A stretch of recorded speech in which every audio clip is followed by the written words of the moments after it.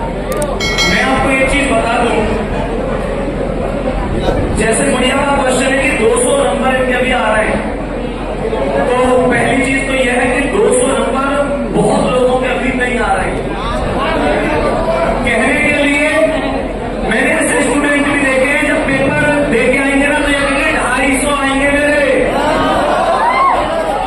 Answer की जब आती है तो 220 रह जाए, और जब रिजल्ट आवे ना मेरिट 190 में लगे तो भी एक नंबर पे रह जाए। ऐसा होता है कि नहीं? गुड़िया तुम्हारे वास्तव में 200 आ रहे हैं ना भी? ठीक है, अब मेरी बात सुनो बहुत ध्यान से। रीजनिंग और मैथ दो चीजों में एक काम आज जाते ही कर देना, स्कोर बढ़ जाएगा। अपने रीजनिंग और मैथ के हर एक टॉपिक को 3 कैटेगरी में बांटना है, A B C. A category में उन टॉपिकों को रख दो जो तुम्हारे ऐसे हैं कि भैया यहां से तो छाती ठोक के कह सकूं एक सिंगल क्वेश्चन गलत नहीं होगा। बी कैटेगरी में उन टॉपिकों को रख दो जहां डाउट रहता भैया कभी कभी सही है जाए, कभी कभी गलत हो जाए। और सी कैटेगरी में उन्हें रख दो कि भैया यहां से तो क्वेश्चन देख के बस यूं मन करे आगे बढ़ जा। एक बात बताओ, आदमी अपने आप को जितना बेहतर जान सकता है क्या कोई दूसरा उसे जान सकता है? तुम्हारी कमजोरी तुमसे बेहतर कोई नहीं जानता, तुम्हारी ताकत तुमसे बेहतर कोई नहीं जानता। तुममें से बहुत सारे दोस्त ऐसे हैं जो बार बार उन चीजों को पढ़ते हैं जो उनको पहले से ही आती है। जो ए कैटेगरी है उसे पढ़ना बंद कर दो अभी। ए कैटेगरी कौन सी थी? जो तुम्हारे ऐसे टॉपिक थे जो तुम पे बढ़िया तरीके से आते हैं, समझ रहे हैं ना? ए कैटेगरी को केवल जैसे प्रैक्टिस सेट लगा रहे हैं या बीच में कोई क्वेश्चन किसी बच्चे ने डिस्कस कर लिया, मॉक टेस्ट लगा दिया, वहां करो, अलग से मत पढ़ो। अभी तुम्हारा काम होना चाहिए बी कैटेगरी पे, जो ऐसे कभी सही हो जाए कभी गलत हो जाए। और विश्वास करो मात्र 1.5 महीना बाद तुम्हारी बी कैटेगरी ए कैटेगरी में आ जाएगी, और जैसे बी कैटेगरी ए कैटेगरी में आएगी स्कोर अपने आप बढ़ जाएगा।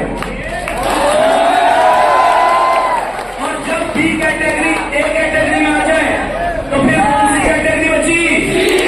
सी कैटेगरी। कैटेगरी सी वो कैटेगरी है जहां से क्वेश्चन तुम लोग कभी कर नहीं पाते हो। और वास्तविकता बता रहा हूं, जब आदमी के अंदर हुनर होवे ना तो कोई रोक भी न सके। दुनिया की हर चीज आसान है। यूं तो पहले बोलने में भी हम कबूतर को कबूतर बोले, जब हम चलते थे तो कई बार गिरते थे, साइकिल भी चलाई तो कैंची की चलाई, जोड़े भी तो डंडा खींच के चलाए। वो कौन सी चीज थी? वो कौन सी चीज थी जो तुमने एक चीज एक बार में परफेक्ट कर दी? हर चीज सीख सीख के तुम आगे बढ़े हो, हाँ या ना? की कोई चीज टफ नहीं है, पर मजबूरी हमारी ये बन जाए और हमारी एक कमी बन जाए कि हम लोगों ने वही चीज बार बार पढ़नी पसंद आवे। बच्चा क्या करे? किताब पढ़ रहा है, बच्चा क्या करेगा?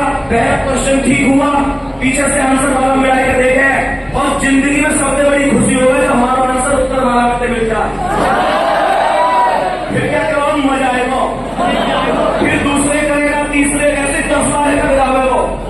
हर एक क्वेश्चन के उत्तर मिलेंगे, बराबर खुशी रही है, पढ़ने में मन लग रहा है। तुरंत जैसे ही 14वें 15वें सवाल का जाएगा टक्को आंसर नहीं मिलो, फिर अपने आप ही डिसीजन क्या ले लो, ये का पेपर में आ रहा है। सबसे पहली चीज तो अपने आप में इतना विद्वान नहीं बनना है कि ये का पेपर में आ रहा है। तुम कौन जिन्हें पता है पेपर, फिर तो 150 सवाल नहीं पढ़ लो जो पेपर में आ रहा है, हाँ या ना? कहने का मतलब ये है इस चीज से बाहर निकलो।